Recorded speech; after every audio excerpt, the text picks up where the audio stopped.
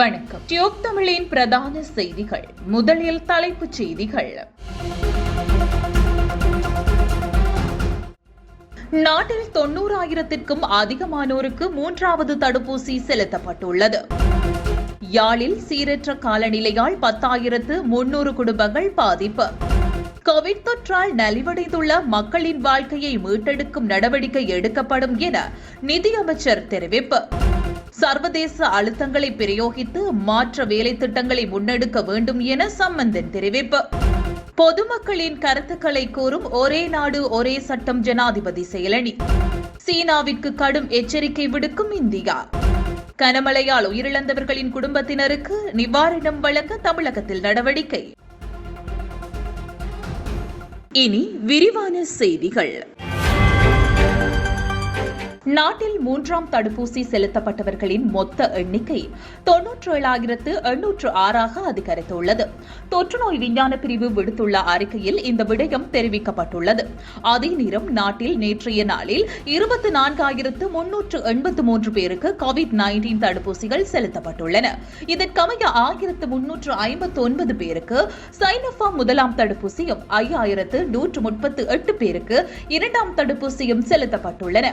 8,591 பேருக்கு பைசர் 3ஆம் தடுப்பூசி செலுத்தப்பட்டுள்ளது. அத்துடன் 7,204 பேருக்கு பைசர் முதலாம் தடுப்பூசியும் 686 பேருக்கு 2ஆம் தடுப்பூசியும் செலுத்தப்பட்டுள்ளன. 1,239 பேருக்கு மொடர்னா முதலாம் தடுப்பூசியும் 166 பேருக்கு 2ஆம் தடுப்பூசியும் செலுத்தப்பட்டுள்ளதாக தொற்றுநோய் விஞ்ஞான பிரிவு தெரிவித்துள்ளது.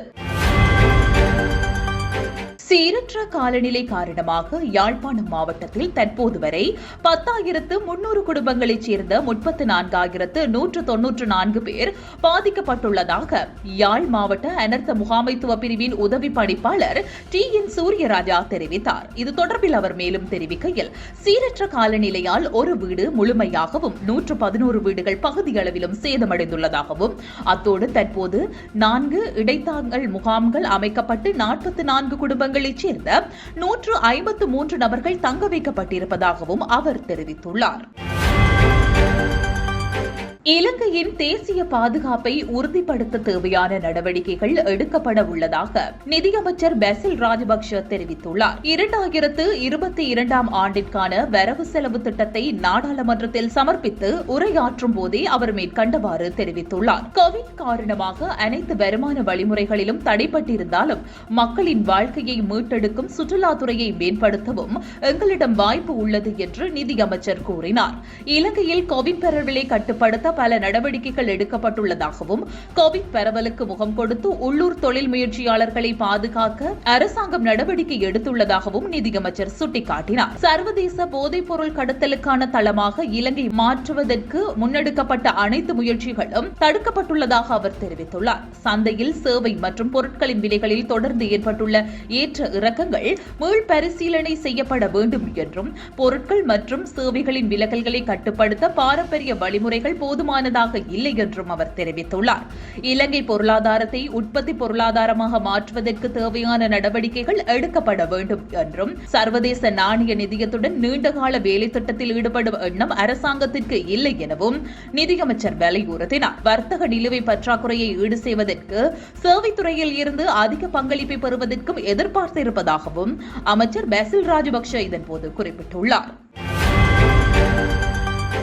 ஒரே நாடு ஒரே சட்டம் கொள்கையை முன்வைத்து உருவாக்கப்படும் புதிய அரசியல் அமைப்பினூடாக தமிழ் மக்களின் உரிமைகளுக்கு, அரசியல் நெருக்கடிகளுக்கு தீர்வுகள் பெற்றுக்கொள்ள முடியும் என்ற நம்பிக்கை இல்லை என்பதையும், சர்வதேச அழுத்தங்களை பிரயோகித்து மாற்று வேலை திட்டங்களை முன்னெடுக்க வேண்டும் என்ற தமது நிலைப்பாட்டையும் இந்திய உயர்ஸ்தானிகர் கோபால் பக்லேயுடனான சந்திப்பில் சம்பந்தன் தலைமையிலான தமிழ் தேசிய கூட்டமைப்பினர் வலியுறுத்தியுள்ளனர். புதிய அரசியலமைப்பு உருவாக்க விடயத்தில் தமிழ் அரசியல் தரப்பினர் ஒரு அணியாக ஒன்றிணைந்து தமது நிலைப்பாடுகளை முன்வைக்க வேண்டும் எனவும், மாகாண சபை தேர்தலில் தமிழ் தரப்பு பலமான கட்டமைப்பு ஒன்றை உருவாக்கி வடக்கு கிழக்கின் பலத்தை நிரூபிக்கும் பட்சத்தில் அதனூடாக அரசாங்கத்தை வலியுறுத்தும் முயற்சிகளை இந்தியாவினால் முன்னெடுக்க முடியும் எனவும் இந்திய உயர்ஸ்தானிகர் கூட்டமைப்பிடம் தெரிவித்துள்ளார். தமிழ் தேசிய கூட்டமைப்பின் தலைவர் சம்பந்தன் தலைமையில் தமிழ் தேசிய கூட்டமைப்பின் பாராளுமன்ற உறுப்பினர்கள் குழு நேற்று பிற்பகல் இந்திய உயர்ஸ்தானிகர் கோபால் பக்லேயை தூதுவர் இல்லத்தில் சந்தித்து பேச்சு பேச்சுவார்த்தை நடத்தினர். கூட்டமைப்பின் வென்னி மாவட்ட பாராளுமன்ற உறுப்பினர் சார்ல்ஸ் நிர்மலநாதன் COVID-19 வைரஸிற்கு தொற்றுக்குள்ளாகியுள்ள நிலையில் அவரும் அமெரிக்காவிற்கான தனிப்பட்ட விஜயத்தை மேற்கொள்ள காரணத்தினால் கோவிந்தன் கருணாகரன் எம்பியும் தனிப்பட்ட காரணங்களுக்காக வினோ நோகராதலிங்கம் எம்பியும் நேற்றைய கூட்டத்தில் கலந்து கொண்டிருக்கவில்லை. இந்நிலையில் தமிழ் தேசிய கூட்டமைப்பின் ஏனைய 7 பாராளுமன்ற உறுப்பினர்களும் தமிழ் கட்சியின் தலைவர் மாவை சேனாதிராஜாவும் நேற்றைய சந்திப்பில் கலந்து கொண்டிருந்தனர். நேற்று பிற்பகல் 5 மணியளவில் இடம்பெற்ற இந்த பேச்சுவார்த்தை சுமார் 2 மணி நேரம் இடம்பெற்றது. இந்திய இலங்கை பாராளுமன்ற நட்புறவு சங்கம் நேற்று பாராளுமன்றத்தில் இடம்பெற்றது. இரு நாடுகளுக்கு இடையிலுமான பாராளுமன்ற தொடர்பு மற்றும் பரிமாற்றங்கள் உள்ளிட்ட துறைகளினூடாக இரு நாடுகளுக்கும் இடையில் ஏற்படுத்தப்பட்டுள்ள நட்புறவு குறித்தும் வழமைக்கு மாறாக இந்த நிகழ்வில் ஆளும் எதிர்த்தரப்பு சார்ந்து 100க்கும் அதிகமான பாராளுமன்ற உறுப்பினர்கள் கலந்து கொண்டிருந்தமை குறித்தும் இந்திய தூதுவர் கூட்டமைப்பின் தனிப்பட்ட சில காரணிகளையும் எடுத்துக் கூறியுள்ளார் என்பது குறிப்பிடத்தக்கதாகும். ஒரே நாடு ஒரே சட்டம் செயலணியில் பொதுமக்களின் கருத்துக்களையும் உள்வாங்க தீர்மானித்துள்ளதாக அந்த செயலணியின் தலைவர் கலக்கொட அத்தே ஞானசார தேரர் தெரிவித்தார். ஒரே நாடு ஒரே சட்டம் என்ற ஜனாதிபதி செயலணி நடைமுறைப்படுத்துவது தொடர்பாக பல்வேறு தரப்பினரின் கருத்துக்களை கேட்டறியும் நிலையில் மக்களின் கருத்துக்களையும் உள்வாங்க தீர்மானித்துள்ளதாக அவர் குறிப்பிட்டார்.